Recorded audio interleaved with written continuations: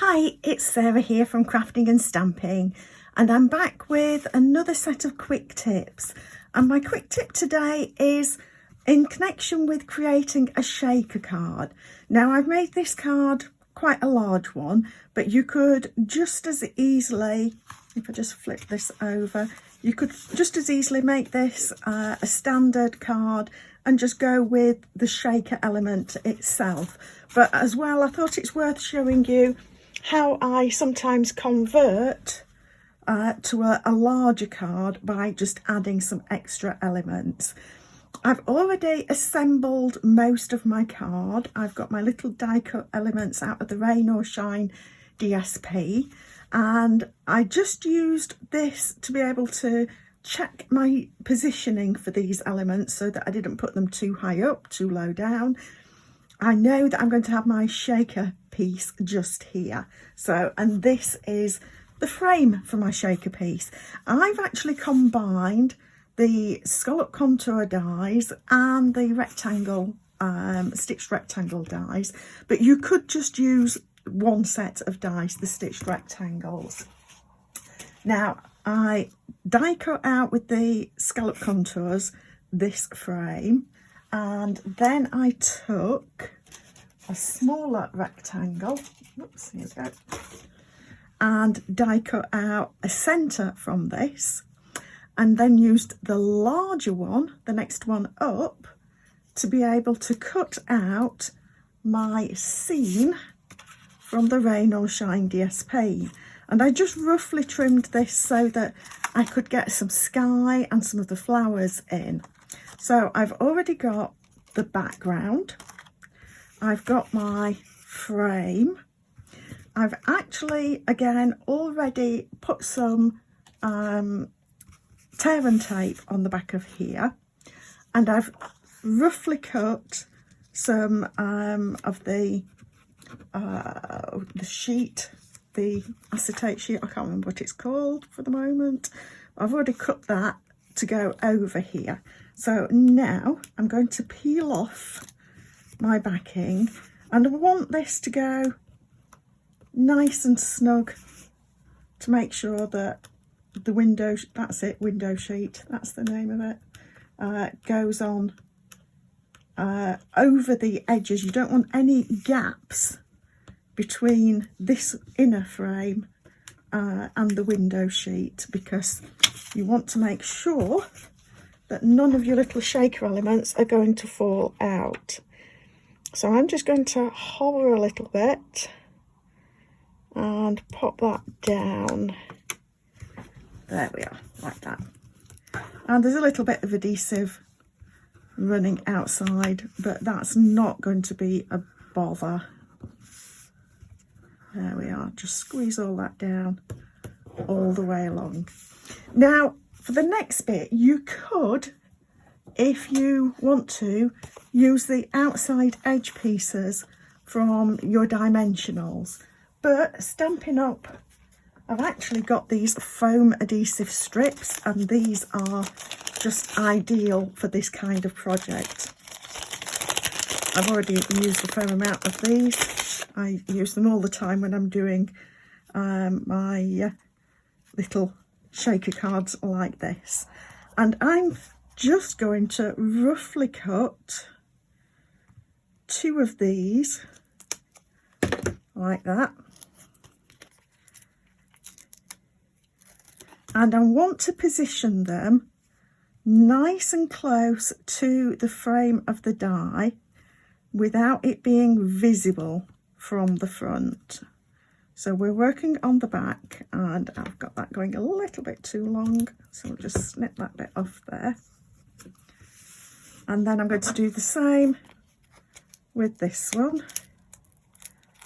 Peel that off there and just pop this along. And the reason you want it close to that inner border is so that you don't have to waste having a lot of embellishments, a lot of your little shaker elements that are just going to hide behind it anyway. So you don't want to waste them.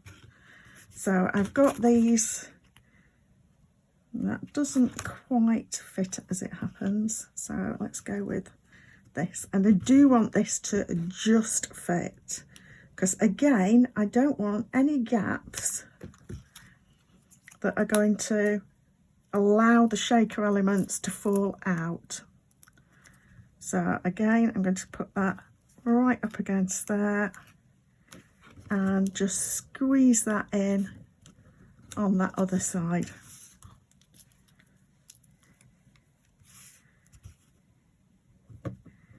Now, the mistake that I make virtually every time with this is to try and include too much.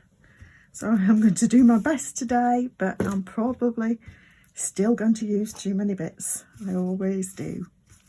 Right, so I'm using these loose daisy embellishments. I just thought that they would be a fun thing to include. So I'll shake those.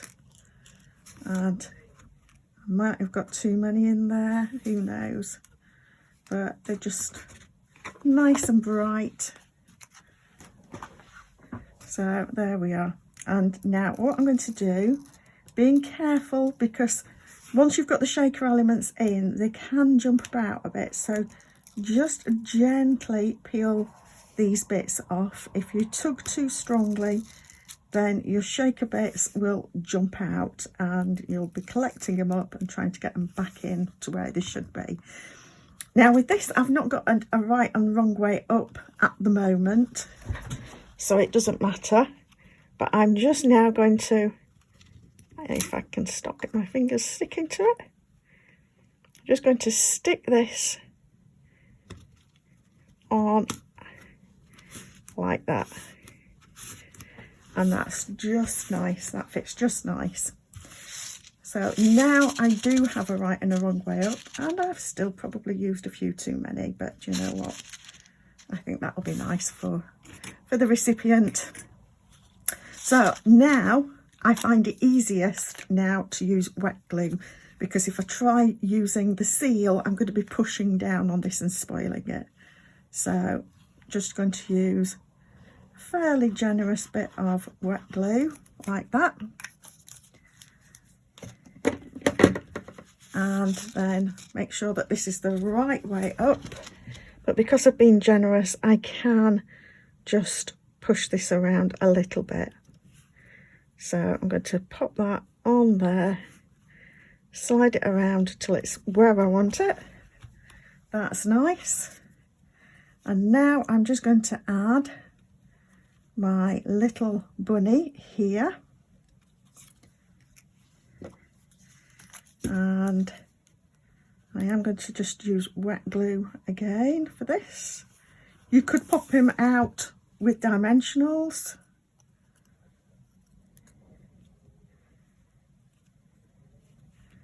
but I'm just going like that. But this I am going to pop up on a dimensional. Just need a single one. But what I do need to do is just check how long I want this kite to be now. So that's probably just a teensy bit too long, not much, because I want that to just tuck under his hand. So I'm going to just pop that under like that, and then pop that up there, and there is our finished card. So I hope that gives you some tips for creating your own shaker, and also to some extent being able to upsize your card. You know, this is a family birthday for a friend and they wanted something, you know, a bit special. These characters are so cute for young ones and older ones. I love these. I think they're so sweet. So there we have our tips for a shaker card. Please subscribe to my channel below to see a quick tip every Friday and a quick card every Monday. Thank you for stopping by.